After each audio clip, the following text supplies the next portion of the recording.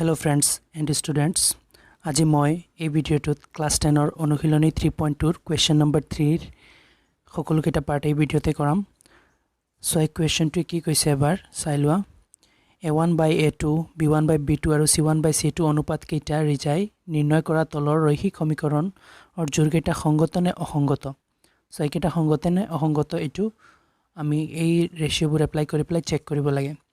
So এটো solve কৰাৰ আগতে আমি সংগত নে অসংগত কি বস্তু এটো আমি ভালদৰে চাব লাগিব। চাই লোৱা এতিয়া এই টেবুলখন চোৱা। এই টেবুলখনত মই লিখি ৰাখিছো যে সংগত কি বস্তু অসংগত কি বস্তু আৰু চাই লোৱা। a1 by a2 equal b1 by b2 equal c1 by c2 হলে সংগত হ'ব। a1 by a2 not equal b1 by b2 হলে সংগত হ'ব আৰু a1 by a2 equal b1 by b2 not equal c1 by c2 হলে অসংগত হ'ব। অকল এইটো ক্ষেত্ৰত অসংগত হ'ব আৰু এইটো ক্ষেত্ৰত আমাৰ ৰেখা দুটা সমান্তৰাল হয় আৰু এইটো ক্ষেত্ৰত ৰেখা দুটা এটা আণ্ডাল মিলি যায়। আমি আগতে পাই আহিছো আগৰ ভিডিওটোত চাই লবা। আৰু এইটো ভিডিওত এইটোত কটাকটি কৰে a1 by a2 not equal b1 by b2 হলে এইটোত ৰেখা দুডালে কি কৰে কটাকটি কৰে আৰু এইটোত মিলি যায়। তিনিটা সমান হলে a1 by a2 equal b1 by b2 equal c1 by c2 হলে ৰেখা দুডাল মিলি যায়। তেনেহলে তোমালোকে সবে এই খিনি বস্তু লিখি ৰাখিবা, তেতিয়া হলে কোৱেশ্চন 3 কৰোতে সহজ হ'ব আৰু কোনো ভুল নালাগে। এতিয়া আমি এই মতে চেক কৰি লম যে এনেকুৱা কন্ডিশন হলে আমি কম সংগত, এনেকুৱা কন্ডিশন হলে কম সংগত, এনেকুৱা কন্ডিশন হলে কম অসংগত। এতিয়া আমি কোৱেশ্চন কিটা স্টাৰ্ট কৰো। এতিয়া ফাৰ্স্ট কোৱেশ্চনটো চাই লোৱা। কোৱেশ্চন 1ত কি দিয়া আছে 3x plus 2y equal 5 এইটো এটা আৰু এটা দিয়া আছে 2x minus 3y equal 7 এইটো। এই কোৱেশ্চনটো মই লিখি ৰাখিছো, চাই লোৱা তোমালোকে। প্ৰথমতে কোৱেশ্চনটো এইটো। এতিয়া চোৱা আমি এই ৰেশিওবোৰ ইয়াতে এপ্লাই কৰিবলৈ হলে আমাৰ এইটোৰ পৰা আমি ৰেশিও ল'ব লাগিব। চোৱা মই আগৰ ভিডিওটো দেখুৱাইছিলো যে এনেকুৱা সমীকৰণ ৰৈখিক সমীকৰণবোৰ কি ফৰ্মত থাকে ax plus by plus c is equal 0 এই ফৰ্মত থাকে। তোমালোকে নাজানিলে এইটো লিখি ৰাখিবা, এই ফৰ্মত থাকে। এই ফৰ্ম অনুসৰি আমি লিম। ইয়াতে চোৱা a1 কি আছে a1 এইটো a1 চোৱা x ৰ লগত a থাকে আৰু y ৰ লগত b থাকে। যেহেতু y ৰ লগত b থাকে তেনেহলে এইটো b1 এইটো b2 আৰু c কনস্ট্যান্ট আমকলে থাকে তেনেহলে এইটো c1 এইটো c2 এনেকুৱা ধৰিম আমি। তেনেহলে আমি ৰেশিওটো a1 by a2 আছিল a2, তেনেহলে a1 কি আছে 3 plus 3 আছে আৰু a2 কিমান আছে +2 হৈ গল। এতিয়া আমি b1 b2 চেক কৰিম। b1 by b2 এতিয়া চোৱা b1 কি আছে ইয়াতে 2 আছে, y লগতে 2 আছে আৰু b2 ইয়াতে y লগতে -3 আছে তেনেহলে -3। এতিয়া চোৱা এই দুইটা সমান হোৱা নাই, সেই কাৰণে মই আৰু থাৰ্ডটো চেক কৰাৰ দৰকাৰ নাই কাৰণ আমাৰ এইটো এটা ফৰ্মত আহি গৈছে, যেটো মই এইটো ফৰ্মত আহিছে। চোৱা a1 by a2 not equal b1 by b2। এতিয়া যদি এই দুইটা সমান ওলালে হেতেন তেনেহলে আমি c1 by c2 চেক কৰিলো হেতেন, বাট এই দুইটা সমান ওলাইছে সেই কাৰণে এইটো ইয়াতে শেষ আমি এটা পাই লৈছো। কি পাইছো এইটো সংগত নে অসংগত, আমি পাইছো এইটো সংগত হ'ব।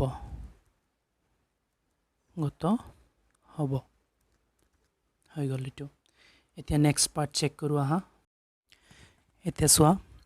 সেকেন্ড পাৰ্টটো লিখি লৈছো, এইটো চেক কৰিম। প্ৰথমতে চোৱা এইটো আমাৰ x ৰ লগতে a থাকে আমি তেনেহলে a1 by a2 বহুৱাই দিও। a1 কি 2 আৰু a2 কিমান x ৰ লগত 2 a থাকে, গতিকে ইয়াতে x ৰ লগত আছে 4। এইটো কটাকটি গৈছে, আমি জায়গাতে কাটি দিম। 2 2 এবাৰ আৰু 4 ত কিবাৰ দুইবাৰ, মানে a1 by a2 ওলাইছে কিমান 1 by 2। এতিয়া নেক্সট আমি b1 by b2 চেক কৰিলো। b1 by b2 সো আগতে মই লিখি থৈছিলো যে y ৰ আগতে b থাকে তেনেহলে ইয়াতে -3 আছে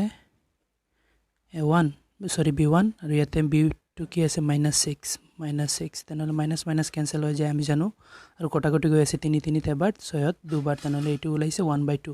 এতিয়া সো দুইটা 1 by 2 ওলাইছে, সেই কাৰণে থাৰ্ডটো আমি চেক কৰিব লাগিব c1 by c2 লিখি দিও ইয়াতে।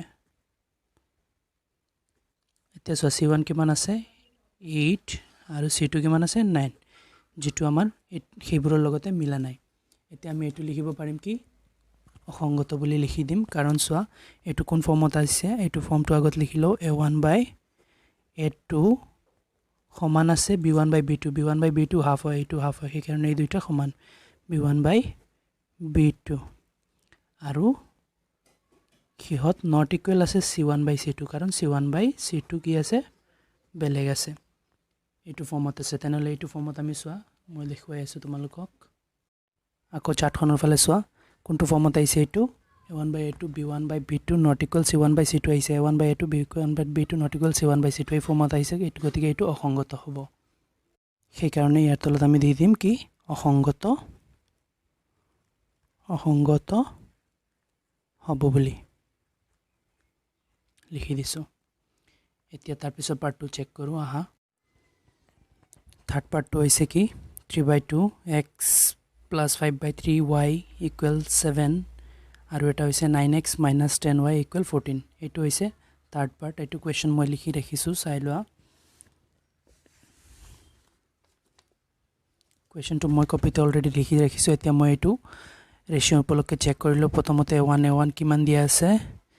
যিমান দিয়া আছে লিখিম প্ৰথমতে ৰেশিওটো বহুৱাই দিও a1 ওপৰত আছে তেনেহলে ভ্যালু x ৰ লগত যেটাকে এটো a1 a বুলি ধৰো তেনেহলে ফাৰ্স্ট ইকুৱেশনত আছে গতি এইবোৰক 1 বুলি ধৰিম a1 তেনেহলে a1 আছে ইয়াতে কিমান 3/2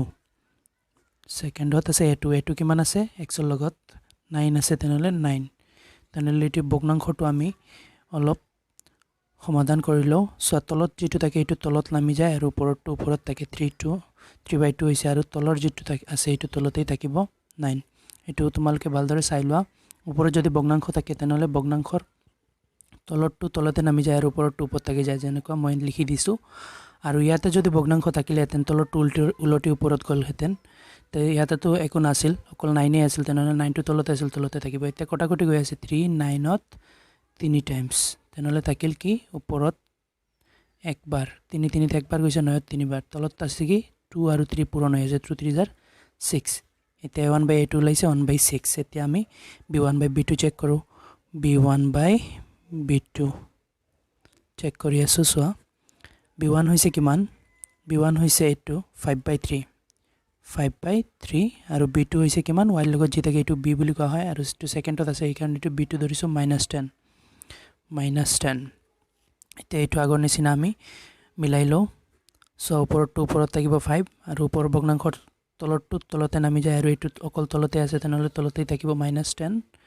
5 10ত যায় দুইবাৰ আৰু 5 5ত একবাৰ তেনেহলে থাকিল কি ওপৰত আছে 1 আৰু তলত আছে প্লাসে মাইনাসে মাইনাস এটো মাইনাসৰ 10 আছিল গতি মাইনাস 3 আৰু 2 থাকিছে 3 আৰু 2 পূৰণ আছে 3 2 6 এতিয়া সোৱা 1/6 মিলিয়ে গৈছিল বাট ইয়াতে তলৰটোত মাইনাস আছে সেই কাৰণে এটো মিলা নাই গতিকে থাৰ্ডটো চেক কৰা দৰকাৰ নাই সেই কাৰণে এটো আমি লিখি দিম এতেকে এটো কোন ফৰ্মত আছে a1 by a2 not equal b1 by b2 যদি মিলিলে হেতেন তেনেহলে আমি third c1 by c2 check কৰিলো হেতেন গতিকে এনেকুৱা কন্ডিশনত আমি চাই লও এতি চাৰ্টখন আকৌ সোৱা এটো কন্ডিশনত আছে a1 by a2 not equal b1 by b2 এনেকুৱা হলে সংগত হ'ব তেনেহলে এটো সেম কন্ডিশন এটো আৰু এটো সেম গতিকে এটো আমি সংগত লিখি দিম এতেকে লিখি দিও সংগত হ'ব বুলি ইয়াতে থাৰ্ড পাৰ্টটো সমাপ্ত হৈছে এতিয়া আমি পাৰ্ট নম্বৰ 4 টো চেক কৰিম আহা এতিয়া 4 নম্বৰ পাৰ্টটো এবাৰ কিতাপতে চাই লওক দিয়া আছে কি 5x - 3y = 11 মাইনাস আৰু এটা দিয়া আছে -10x + 6y = -22 কোৱেশ্চনটো মই পাতি ৰাখিছো এতিয়া আকৌ আমি আগৰ নিচিনা এটোৰ ৰেশিওটো চেক কৰি লম চেক কৰি প্লাই সাম সংগত না সংগত হয় চাই লোৱা a1 by a2 a1 x ৰ লগতে a থাকে তেনেহলে ইয়াতে a1 আছে 5 আৰু a2 আছে কিমান -10 কটাকটি গৈ আছে কৰিলো 5 5ত 1 বাৰ আৰু 10ত 2 বাৰ তেনেহলে কি হৈছে -1/2 সো মাইনাস তলত আছে প্লাসে মাইনাসে মাইনাস তে চেক কৰিলো এতিয়া b1 by b2 চাই লও b1 by b2 তে b1 by b2 কি হয় b1 দিয়া আছে -3 y লগত b থাকে -3 আৰু b2 দিয়া আছে 6 তেনেহলে এটো কটাকটি গৈ আছে 3 3 তে এবাৰ 6 ত দুবাৰ তো ওলাল কি -1/2 2 সো মাইনাসে প্লাসে মাইনাস 1/2 এটা দুইটা 1/2 ওলাইছে মাইনাস তেনেহলে থাৰ্ডটো আমি চেক কৰিব লাগিব c1/c2 c1/c2 কিমান হৈছে এটো দিয়া আছে 11 আৰু হেটো দিয়া আছে -22 সো এটো তেনেহলে আমাৰ এটো কটাকটি গৈ আছে 11 11ত একবাৰ 22ত দুইবাৰ তেনেহলে এটো ওলাইছে মাইনাসে প্লাসে -1/2 তেছে তিনিটাৰ ভ্যালু -1/2 -1/2 ওলাইছে গতিকে কি কন্ডিশন আহিছে এটুক a1/a2 ইকুৱেল হৈছে b1/b2 ইকুৱেল হৈছে c1/c2 তিনিটা ইকুৱেল তেনেহলে এনে কন্ডিশনত কি আছিল সংগত হয় তেনে লিখি দিয়া আছো এতেকে সংগত তো হ'ব এটা ফোর্থ পার্টটো শেষ হৈছে এটা লাস্ট এটা পার্ট আছে হিটু লিখিলো এটা মই 6 কোয়েশ্চনটো পাতি লৈছো ইয়াৰ পৰা আমি a1/a2 b1/b2 এবোৰ চেক কৰিলো সো ইয়াতে কি আছে a1/a2 কি আছে আমি আগতে প্ৰথমতে স্টাৰ্টিংটো লিখি দিছো কি ফৰ্মত থাকে এই সমীকৰণবোৰ হেতু চাই লবা তোমালোকে x ৰ লগতে থাকে তেনেহলে ইয়াতে a1 আছে 4/3 আৰু a2 আছে কিমান 2 তেনেহলে এটো আমি অলপ সমাধান কৰিলো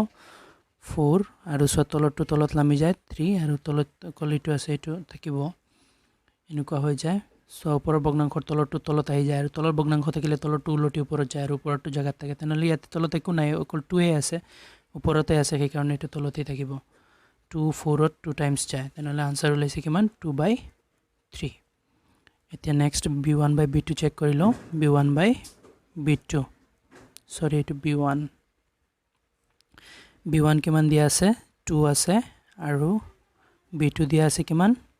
সো y লগত b থাকে তেনেহলে ইয়াতে 3 তে দুইটা ইকুৱেল ওলাইছে তেনেহলে আমি c1/c2 চেক কৰিব লাগিব c1/c2 8/12 দিয়া আছে এটো 8 আৰু এটো 12 তেনেহলে এটো কটাকটি গৈ আছে কি এৰে যায় 4 ৰে দুইবাৰ 12 তিনিবাৰ আনসাৰ ওলাইছে 2/3 গতিকে সকলো কেটাৰ আনসাৰ ওলাইছে 2/3 2/3 2/3 এইটো কি কন্ডিশনত আহিছে এতেকে এটো a1/a2 equal b1/b2 equal c1/c2 এই কন্ডিশনত আহিছে আৰু এই কন্ডিশনত আহিলে আমাৰ কি হয় সমীকৰণৰ ৰৈখিক জোড় দুটা সংগত নে অসংগত আছিল এটো আছিল আমাৰ সংগত অকল এটা কন্ডিশনত অসংগত আছিল যেটো a1/a2 b1/b2 not equal c1/c2 তেনেহলে এটো লিখি দিম এতেকে সংগত ইয়াতে আমি লিখি দিছো সংগত হ'ব এতিয়া ইয়াতে কোয়েশ্চন নম্বৰ 3 টো কমপ্লিট হৈ গৈছে পাঁচটা পাৰ্ট আছিল আৰু পাঁচটা মই কৰাই দিছো আশা কৰো তোমালোকে ভালদৰে বুজিছা আৰু যদি কোনোবাৰ বুজাত প্ৰবলেম হয় মোৰ কমেন্টত জনাবা আৰু মোৰ ভিডিওটো লাইক সাবস্ক্ৰাইব এণ্ড শেয়াৰ কৰিবা থ্যাংক ইউ